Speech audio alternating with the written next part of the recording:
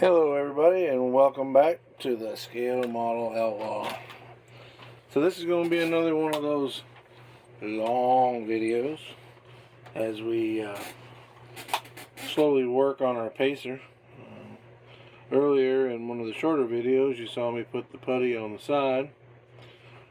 I'm going to go ahead and work on this side, get it down smooth so the next video that we do we can show the comparison back and forth. I'm going to try doing these videos this way because I've been told that a couple people really want to see me actually doing the work, so I don't want to not do it on camera and people not be able to see it, but also if people don't want to sit through an hour-long video, they don't have to. The goal of this one is to get it down as close as we can, get it sanded up. Feel like it looks like pretty boogery right now, but let's get it smoothed off. Trying to keep all of our lines. I've been whittling on it a little bit, but I'm going to try and keep all of our lines. Sorry, I got some junk in the way here, but trying to keep all of our lines exposed so we know where to stop. If I get into some aggressive sanding, I will put some paper or some tape down. In fact, I probably will go ahead and do that now because it is getting a little close there. There's all different kinds of tapes you can use. I have everything from 1mm, 2mm, 3mm, 6mm, 10mm. I mean, I use those for masking as much as anything. I use the blue stuff for masking, but this here, it doesn't have to be perfect, so I'm going to use this blue tape and put a surround on it. The idea with the blue tape is when you're sanding and you see the blue tape, you're getting close and you don't want to keep going below that, or if you accidentally do, the tape actually protects it so you don't lose any of the detail or change your shape any. We're going to cut pieces here because that contour is not going to want to bend. So I'll lay this down right in there. Like I said, guys, right on the edge of the line is where I'm putting this tape. If I do run over and it boogers up the tape, I can always retape it, right? I like to use the straight edge that's supplied by the tape up against whatever I'm sanding. You can cut it with a knife and get it squared up that way, but for what we're doing right now, this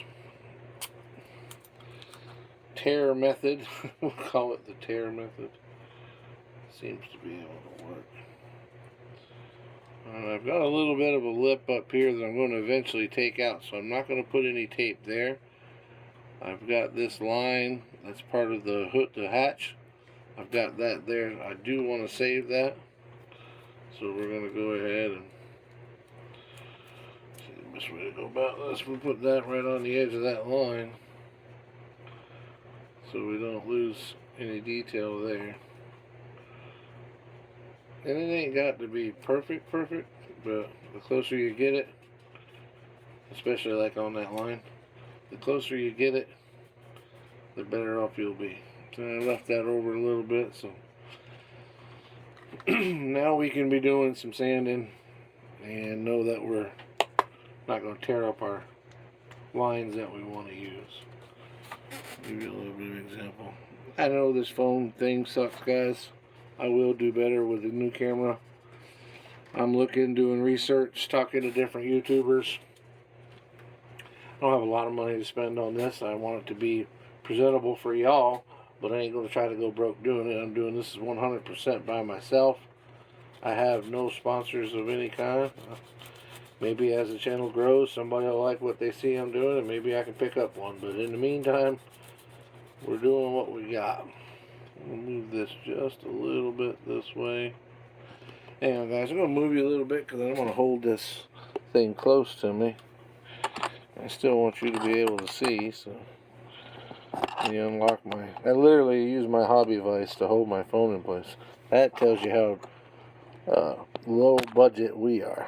Alright, I'm going to put that right about there, so as I'm working, you ought to be able to see me. Yeah, no joke. Literally, my hobby vise holds my phone. I do have, as you can see across the table, or maybe you can see, I have a couple of those cell phone holder things, even with the light behind them. I just don't seem to be able to get them at the right angle. Alright, so we're going to put this up here and try to get it to where you guys can see as I'm sanding away. We'll do a little socializing. So, back when I started doing this hobby, like everybody else, 8, 9, 10 years old, I remember my older brother did it, and he'd give me his old bodies and or old tires or something that came off of something. He didn't want them anymore. I used to go to the local landfill in a little town called Fairhaven, Vermont, and I'd pick through the landfill up there looking for model parts, anything to do with a model, anything to do with a car, little cars, and I'd pedal my butt back to the house, and it was a long ride, dude. I actually went up there as an adult here last year and drove from that same area that the landfill used to be. It ain't there anymore, but where the landfill used to be, and I drove in a car back to where I used to live, and I thought to myself, I used to ride my bike that far and thought nothing of it. Now I couldn't ride a bike into a driveway without running out of breath. But anyway, so if we didn't have, you find one that had the interior and a different body and you hob them together. I remember going so far as putting Elmer's glue on the top of the wheel and putting a tire on there. That was my model car, man. I did what I could do and had fun doing it. Every Christmas, we'd get model cars for Christmas. My grandmother and my parents would give me one for Christmas. My brother gave me a few as he got older and was working. He bought some for me for Christmas. My sisters would do it. And so probably around 1985, 86, I moved to Florida with my parents. And I worked some on them down here, but kind of like everything else, growed up a little bit, got away from life kicked in. School and high school. For me, I actually was rodeoing for a while. Yeah, I used to ride bulls. Never was very good at it. Had a lot of fun, but never was very good at it. Certainly not good enough to make any money and be able to sustain it. But the lifestyle was fun. My friends were all cowboys, and had a couple of them that were really good at what they were doing. And I got to hang out with those guys, so I enjoyed that. And then, wasn't too long, you gotta get a job, you gotta have a vehicle, you gotta have bills to pay, so started driving trucks and drove a truck for a long time. Long time. But about, 2013 I moved back from North Carolina. I moved to North Carolina for a while, lived up there. Second marriage, and came back to Florida. Was still driving trucks. Actually, up there I drove a truck for the post office, or a subcontractor for the post office, and then moved back down here to Florida. Went to work for a company out of Gainesville, Florida, hauling tree debris, mulch, this sort of stuff. And worked my way up the ladder with them, became their fleet manager, had a bunch of trucks I was in charge of, a bunch of drivers I was in charge of. And right before the COVID, things slowed down a little bit. In the meantime, when I wasn't working with them, I had, my whole life I've been playing with Jeeps. I've always owned a Jeep of some sort. So usually in some level of build unfinished, because that's what we do as Jeepers. We build them, we break them, We build them some more and fix them and build them up and keep going. Many of you that may not know, or some of you might know because you have a Jeep. Jeep stands for two things. One is just expect every problem. And two is just empty every pocket. You can almost relate to that with the modeling hobby. But so long story short, I had a little shop that I was working out of. My friends, a bunch of friends had Jeeps, and they'd come over and started in my driveway. I was working on people's Jeeps, and back then, of course, we'd do it for 20 bucks or a case of beer or something like that, or trade it for a part that I needed or something along those lines. And so I was doing that at nights and weekends. And of course, you know, I lived in a little neighborhood, and people didn't like me having 15, 20 Jeeps over there every weekend, and one tore apart in the driveway for a week at a time. Because you can't really work on them. You can work on them, but you can't get a lot of stuff done, depending on what's needing to be done. But you can't get a lot of stuff done when you're working 50 hours a week at your regular job, and then you come home and you can't work past 9 o'clock because of noise ordinance. So it kind of just leaves you with the weekends. So needless to say, Jeep sit in the driveway for a couple weekends or a week or two. And it didn't take long for get a notice hung on my door. I wasn't allowed to do that anymore. So I decided a friend of mine had a pole barn off of his personal house and rented it out to me. Said he'd rent it out and let me use it. So I was doing that and still working. It wasn't too long after that the company I worked for started downsizing a bunch. They gave me the opportunity to get back in the truck and drive a truck and still make good money. If I didn't want to do that, then I was welcome to leave. So I took them up on their offer to leave and decided I was going to go full time with my Jeep shop. So at 48 years old, I started my first business. It's still the only business I've ever done. I started Outlaw Off-Road and 4x4. And yes, that's where the scale model Outlaw came from. The Outlaw part of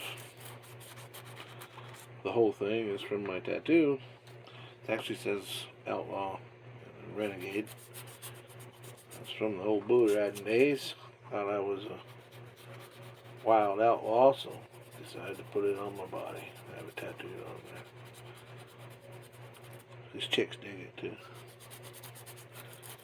But anyway, stayed in the pole barn for a couple of years, and business started getting busy, and we were doing pretty good. And like I said, my old buddy's pole barn was right next to his house.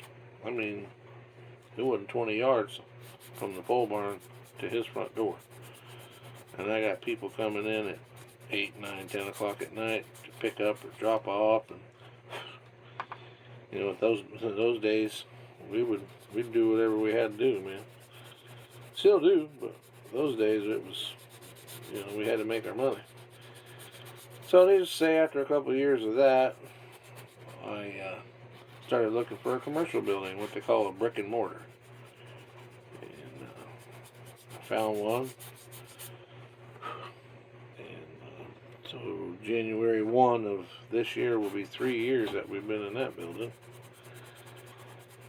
But we build custom Jeeps, we do your oil change, do all kinds of stuff. Whatever needs to be done. That's kind of the Blue Ox up there in New Hampshire. Y'all check out his stuff on the YouTube. Blue Ox. I believe it's Blue Ox Models. I have to double check that, but he's a Jeeper too. So when I saw his videos, I was like, you know what? If he can do it, I can do it. So here we are. But how did I go from being a kid and not doing it anymore to back into it? Well, this year beginning of this year, had a little more time. We've, like I said, the company's standing on its own a bit, and I didn't have to be there 24/7. Had a little bit of money. I ain't rich, but got a little bit of money, and I decided, you know what? I had the models were stacked up at my shop in old Depends boxes. My mother was a nurse, and she had these boxes that we put them in years ago. But it was old people's, no offense to old people, but it was the Depends, so adult diaper, I think, is the correct term for those. And stuck them in those boxes. So every time I'd walk out of my office through my parts room into my shop, those adult diaper boxes marked Mike's Models, I'd look at them, stare at them, see them. So I decided one day, you know what, beginning of this year, early, I said, you know what, I'm going to do something with these things. The plan was to take them down, see what condition they were in, and then see if I could sell them. I figured they're all from the 90s. They're all kits that the newest one would have been a 96, 97-ish, and everything was older than that. So I thought I could go up on eBay and sell them. I paid $8 for them back in the day, but they were all NASCAR models. And apparently, somewhere along the way, NASCAR lost its glory as far as model kits go, because I couldn't sell them. I could have sold them, but they were selling for like $10 and $10 shipping. I'm like, for that kind of money, I'll build them. So, here we are, September of that year, and we've built a couple. And we've gone from 36 NASCAR kits, I think I'm currently a little over 400 kits of all different types, and a proud member of the Kit of the Month Club for J.R. Savino. So yeah, when I got back into it, apparently I got into it pretty good. I went crazy on paint. I discovered this Army Painter paint. And again, I'm not sponsored by anybody. I bought these kits, these paint kits, online just like everybody else. But if their product works, I'll tell you about it. Or at least do what you want to after that, but I'm going to tell you about it anyway. The Army Painter acrylic paints, especially their air paints, work really, really, really well. The speed paints will take a little bit of getting used to, or it did for me, but in fairness, I had never worked with any kind of acrylic prior to that. I had always had the old Testors enamel. So the first time I went to use an acrylic, I learned real quick, you're not going to put it on with one coat. You're going to have to put it on, let it set, and put on another coat. At least in my experience, that's what I had to do. Getting a little smoother, folks, but I think we're going to probably have to add at least some in some places, because they've got a couple pits in here. But anyway, and that's why I use the Army Painter stuff, and scale finishes, great paint, great company, nice guy. I've chatted with him a couple times. He was a little tardy one time on getting a load shipped out to me, and I sent him an email, a little reminder email. It wasn't nothing bad, just, hey, I've been there, done that. You learn a lot when you start owning a business. Prior to owning a business, I probably would have called him or emailed him and been all nasty, but after owning a business, I know what it's like to get behind. But anyways, I had emailed him, and lo and behold, his wife had been real sick, and that's why he was behind. So I was sure proud that I didn't call him and give him a hard time, add insult to injury. So, but super, super nice guy, great products. It's my goal to get as much of their base colors as I can possibly get, and have a long list of their different factory colors. Like I said, you can go onto their website, put factory colors, click on the part that says factory colors, and you can go in there, and they got, you know, Ford blue. I got the Hemi orange. I got the AMC Big Bad orange. You know, so you can get whatever you wanted. I'm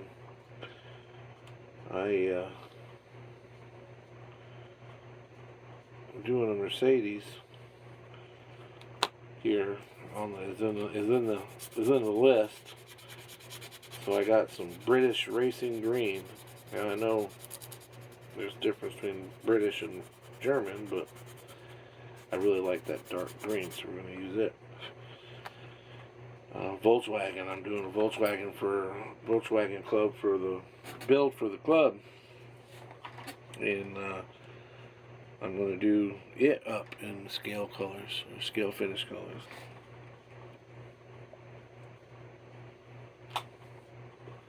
Right now I'm using Tamiya 180 to knock down this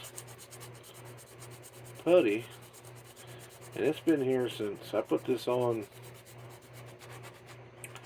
Friday, and today's Sunday, so I put this on, I believe I put it on Friday evening, and it's hard, it's, you know, it's pliable, or it's hard, so it's not really pliable, but it's still, of course 180 grit's pretty heavy grit, but it still wants to dig in just a little bit. It's not turd balling on me. I don't know if y'all have ever not let it dry enough and it turd balls up on you. Next thing you know, you're not sanding anything. You're just rolling these little turd balls off. Yeah, that definitely means it ain't dry enough.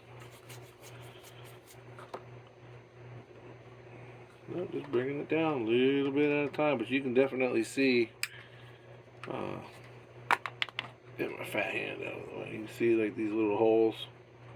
I'm going to have to fill them in with more putty and come back and knock it down. But I still got more to go. That little line right there is still above where I need to be. I got just a little bit right here on it. I'm trying to get it off without going crazy.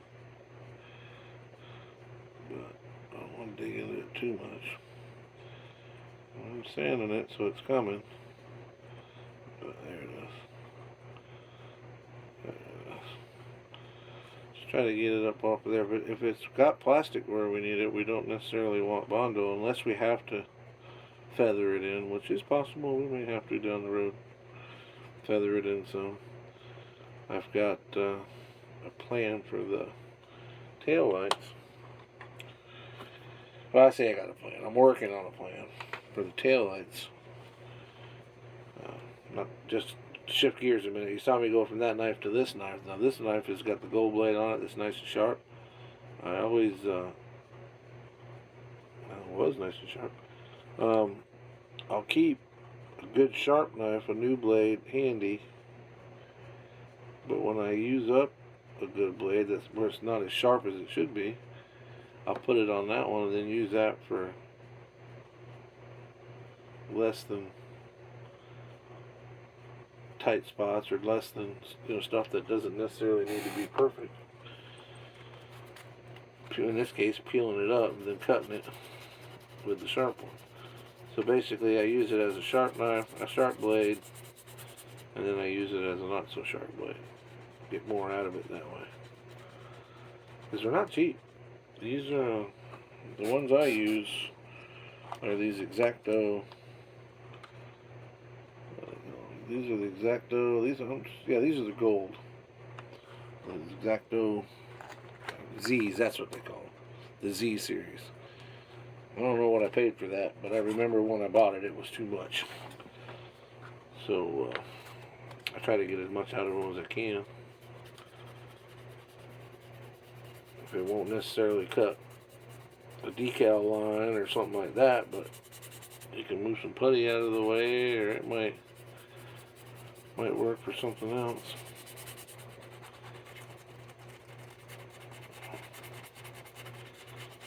But guys, these long videos, like I said, they're here mostly just so you can see what's going on. My babbling is just that. I wouldn't blame anybody for shutting off muting out the video while they were watching. case they wanted to learn something but didn't want to listen to my mouth. But I don't know that I'm doing anything that's, you know, I watch guys like Mark Batson at Hobby Dude. Man, that guy's amazing. He is absolutely amazing. I was watching him here not too long ago. He just released a video where he doing a race car. I believe it's a Dale Earnhardt race car. I believe he's doing it for somebody, so maybe it's a consignment thing. I don't know, but he had, put his gauges in there, the bezels around his gauges. I got all those, so I was like, yeah, I got those too, man. I'm going to do that. And then he did like a little cutout on the dash, on the very top of the dash. I don't have anything, but if this was the top of the dash, he cut a section out right here where the gauge cluster is, but on top of the dash, so the gauge cluster would be here. When you look in there, the gauges go through there. There's wires running off of them.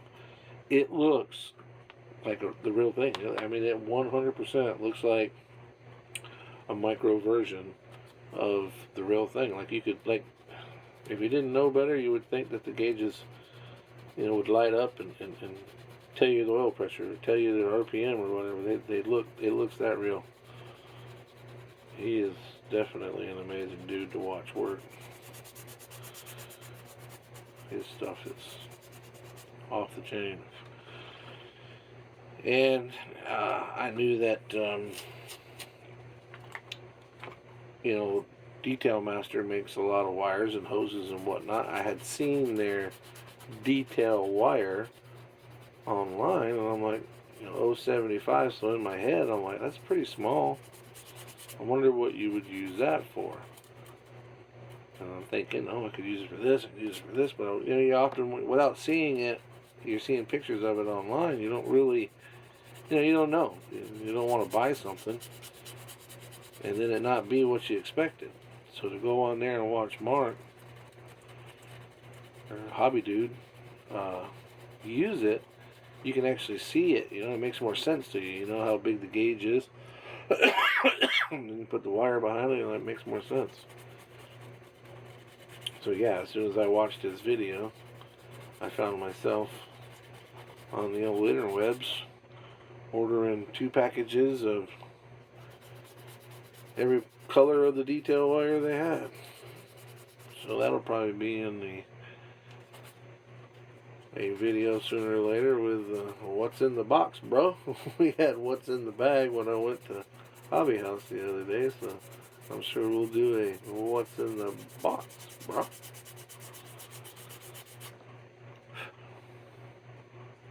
Now we're getting there, guys. We're getting there. She's kind of smooth, except for those fill-ins. I mean, it started out looking like that, so, and I can only do one side because I'm going to at least show the other side getting started in a video, and then there'll probably be another long video sanding the other side. And just babbling on.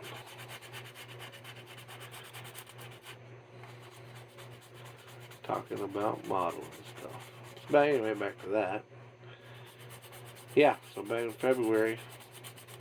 January, February of this year, I decided I was going to get back into it. Dude, I didn't have any paint.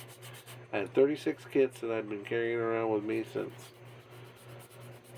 96, from probably 91, 92 when I first got them, and 96 being the last, so I'm carrying around all that time. Here and there, stuck them in storage, just didn't do anything with them. They were just there. There's that lip I wanted to get rid of. And I had like that little piece of plastic. I didn't show it to y'all.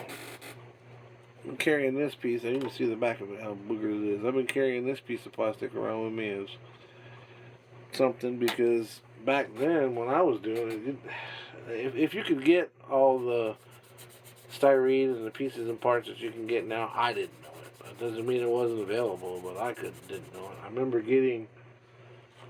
used to get catalogs, yellow covered scale, something maybe, I don't remember. I do got some old books around here, some Brad Daugherty books, I think was his name.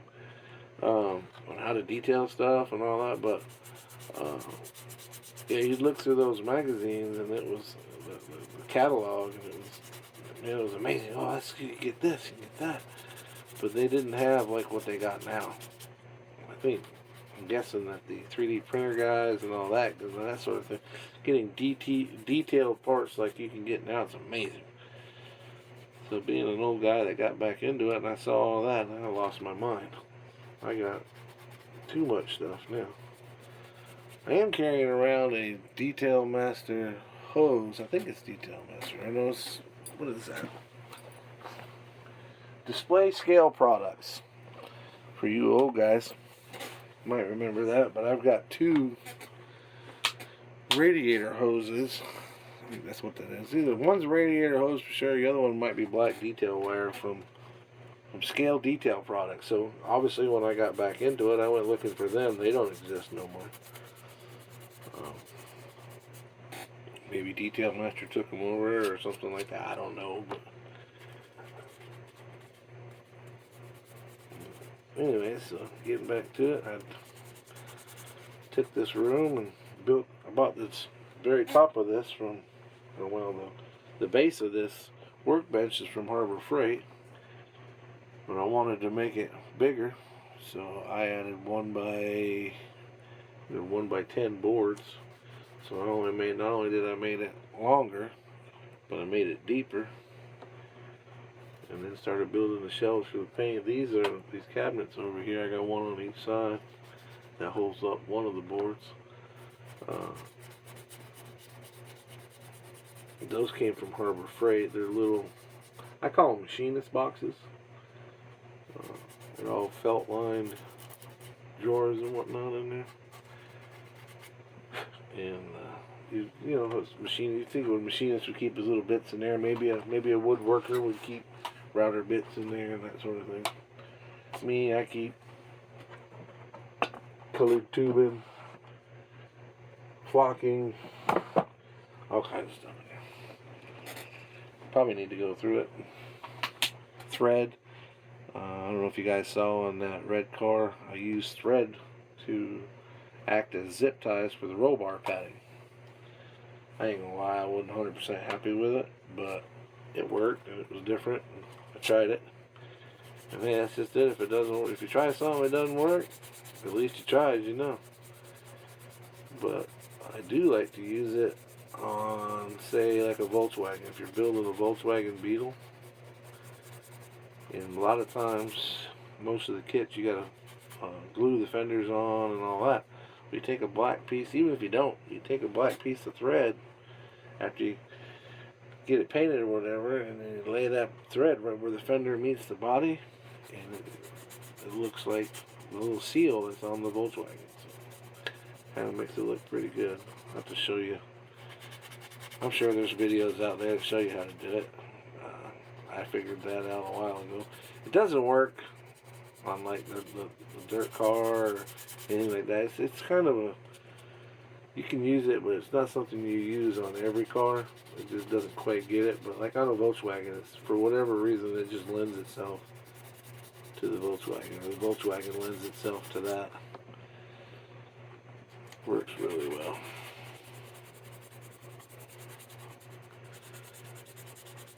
But yeah, like I said, definitely enjoy being back in the hobby.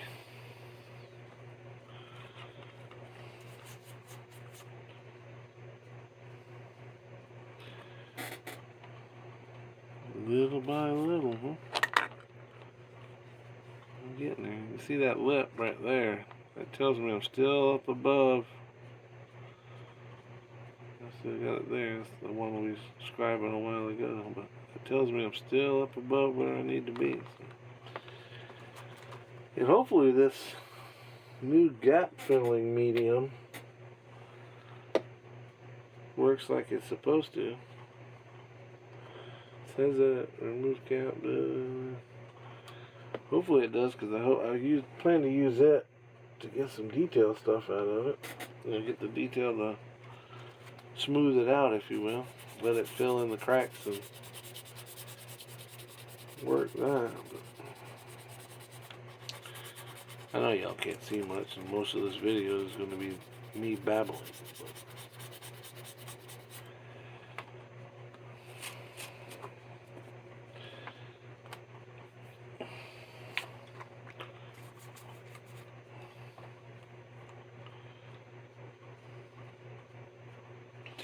Talking about the rear bumper. See how this comes to a point? I'm going to get rid of this. Cut the bottom half of this off. Fill all this in. And bring my... stop my tail light there. Bring it, so it's all this same angle all the way across. I'm back and forth about the spoiler. It's kind of down low enough. I don't know that I really need to do anything with it, but we're going to look at it once we get in there. I plan to have a big old chunk of exhaust coming out the back of that to help that Hellcat breathe, but we're a little bit off from that for sure.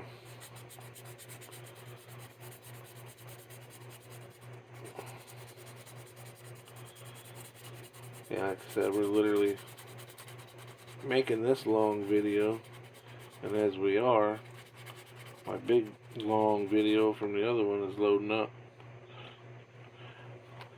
onto the to the channel right now. Well, I'm wondering if we can pick at this side yet.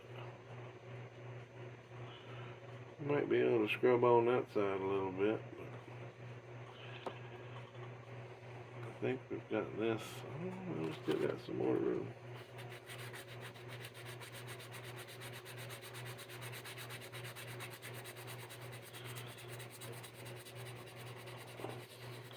With the holes that we gotta fill in, I ain't quite got to be perfect, because we still got to fill them in them holes.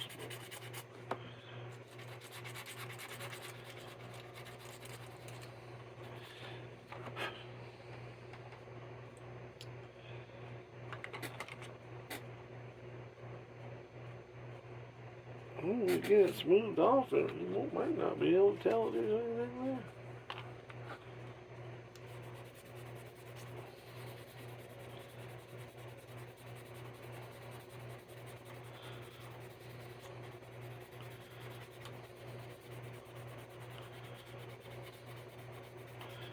This is just an old piece that I had. The grit's about gone off of it. But I'm kind of cheap. I try to get everything I can out of everything I buy. I had a guy tell me he saw the video of my shop. It was like a hobby store in there. Here comes Mama. What are you doing, beautiful? Toothpick. Can you have a toothpick? Or two. Well, how about you take the bunch of them? Just need a couple for right now. Say hi to everybody, Mama. Oh, shish. She does not like being on the YouTube. She does some awesome work too. I'll get her to let me take some pictures. She makes what's the word I'm looking for? It's abstract, I guess you would say. It's like skulls and bones, and she'll take an old clock and fill it with some really neat stuff. And not sure if I know the name of it. I just know it's really cool. So, but she is not about being on the YouTube. She does not want to be on the YouTube.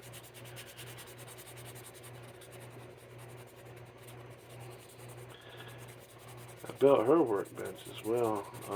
I am no carpenter for sure, but we bought her the same base that I have, and I built hers with shelves. She's in the fireplace room, and her shelves, she's got a lot more ceiling than I do, so we built hers up higher.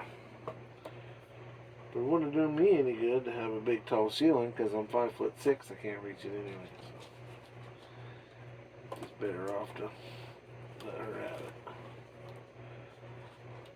Let's see what we got. Looking for some more paper, more pads, I should say.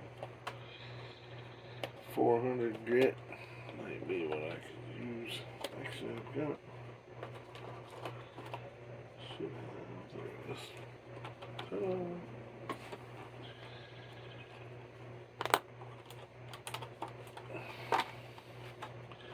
These multi-packs, I don't know if y'all have ever gotten these, but the AK multi-packs, sandpaper, yeah, pretty cool, they work really well. I bought refills, so you can just refill it when time comes. This is 400, 400 is 120 grams. I want the yeller. Yeller's 220.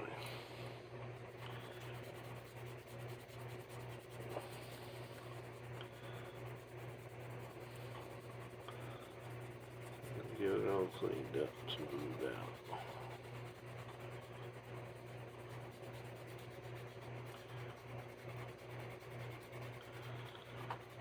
I don't know how much of this you guys can see with my big fat hands in the way.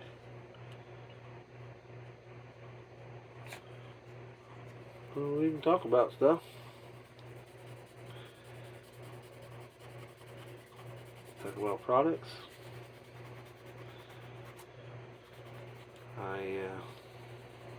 See, I told you about the paint. The Tamiya stuff, I got a lot of Tamiya glues. I like that. I do not have, other than spray paint, I do not have any Tamiya paint. The spray paint, like I said, I do have. I don't have any, and it's not that I have purposely sought after not getting any. I bought the Army Painter stuff, and it kind of fills in my acrylic line because they have so many colors. I was looking when I was at Hobby House. They have Tamiya. I was looking at theirs, and then I was at my local hobby store, which is Rob's Hobby. He carries it as well. But I'm like, I can't find a color, and I don't do military stuff, so that might be the difference, but I can't find a color that they make, Tamiya makes, that I can't match. Dude, I've got at least 400 bottles of Army Painter paint. Speed line, or speed paints, the regular paints, washes, metallics, and the airbrush. I don't want to paint.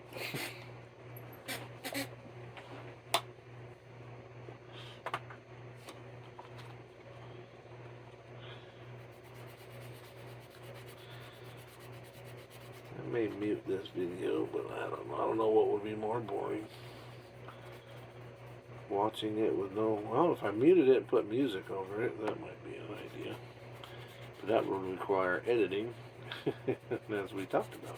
I don't have that ability. Not yet. Working on it. She watched Blue Ox's video today that he put out. And he's only on his second or third video with his new camera, and he's got a bunch of content, so I feel like I'm on par with him anyway. If I can do what he's doing as well as he's doing, I'll be happy.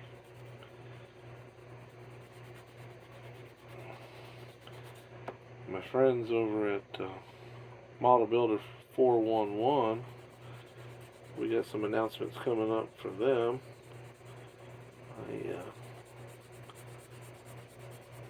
It's Model Builders 411 on Facebook. Super good people over there. Been blessed to meet through Facebook. I haven't met them personally, but meet those guys. They build some pretty awesome stuff over there. I think Robert, when I met Robert, we met to begin with through the Luca C channel. People, nothing against Luca. He's a great builder, and certainly great YouTuber for sure. He's probably the largest one out there. But some of the stuff that goes on their Facebook page, as far as everybody's got to have thick skin. We're all men, or at least we're all grown people. it just, I don't know, it seemed unnecessary to me, and I think he felt the same way. I'm trying to speak for him, but I think he felt the same way, and he started his own page, and one of the things was to be respectful. I kind of admired that, so I joined his page and posted up some stuff and tried to help out where I could. He was kind enough to make me an admin, and I was for a while, but I felt like I wasn't doing justice to him because of my work schedule and things of that nature, so I stepped down, and he let me step down without, no hard feelings, and I didn't get booted off the page or anything like that. I just genuinely didn't think I could do the justice, and he could put somebody in there that maybe would do the job better than I did, or have more time to dedicate to it. And but he and I chatted today, and we got some plans coming up, so I'm gonna certainly give them a shout out, create a video for them. But again, it's Model Builders 411 on Facebook. Check them out, and keep your eye out for our special work along with them. We're going, like I said, we're going to work together on hopefully more than one project, but for sure one project. Basically, they're going to have a group build, and I'm going to be part of the build. I'm going to try to win, but I'm going to donate a kit to whoever the winner is. I have a kit picked out. Can't tell you what it is. We're leaving it as a surprise. But I got a kit picked out to give the winner. I think it's a pretty nice kit. It's not a hard to find or an impossible one to find or anything like that. But it is a good kit, and the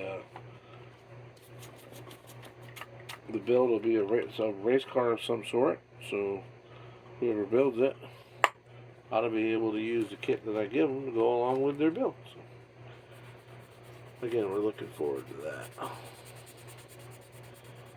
Keep your eyes for that video. It'll probably be out the next couple days.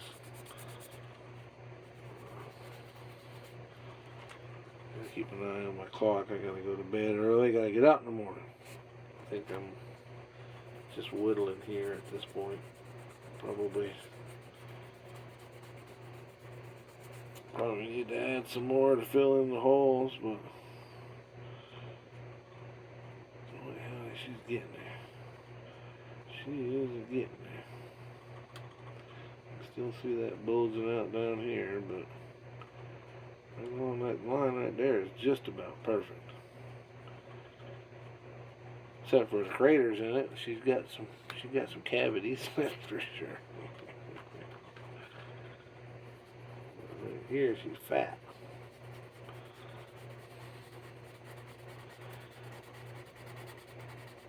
How many of y'all use the sanding sticks? There's several of them. All different manufacturers. I love the little ones. The little ones I do use a lot. Little fingernail file, because that's what I used to use back in the day. I like those files. They were those sanding sticks. They work great. But after discovering these softer sanding pads, I think I'll probably never have to buy any more of those. That's for sure. I just like the way I can get these conformed in there where I want them. Make them do what I want them to do. I think they're a little pricey, but I guess anything that's good or worth having ain't cheap.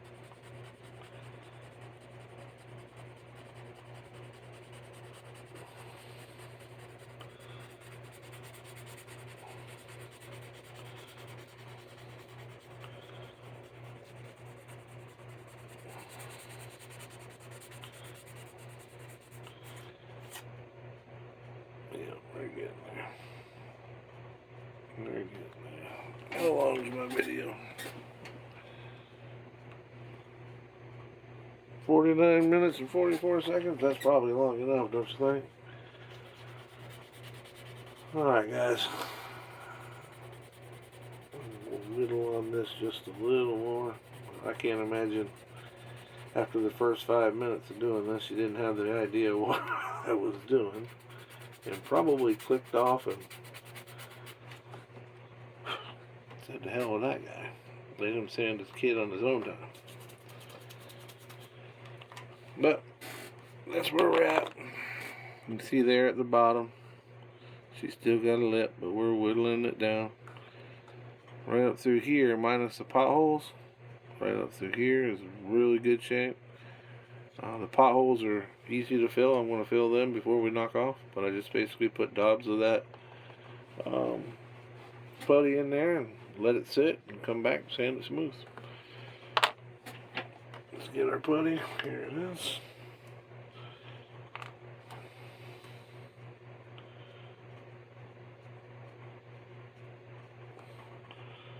Make all that stuff looks like it's got pimples. Fill in the pimples and come back, sand it flush, get it where it needs to be.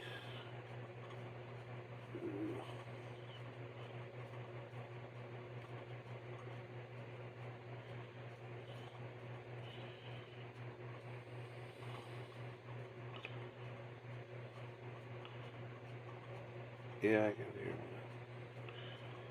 I'm a fat guy with a fat neck. That's why you hear me breathing.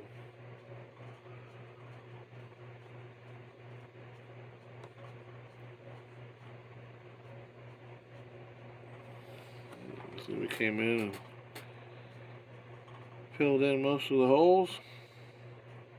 We'll let it sit, but remember we started with something that looks like that because that's for the next video. I told him I had to shut it down and let it harden, so we'll do a small video on that. Let me add a little bit more in here because you can't never get enough of this stuff. So the next short video should be this side. I will not make another long video doing this side, but didn't make one for that side. I want to thank you all for both of you, whoever you might be. I can't imagine anybody watching this whole video, but thank you for hanging out, or at least stopping by and hanging out for as long as you did. Please share, like, subscribe, mash that bell. We appreciate y'all, and we'll see you on the next one.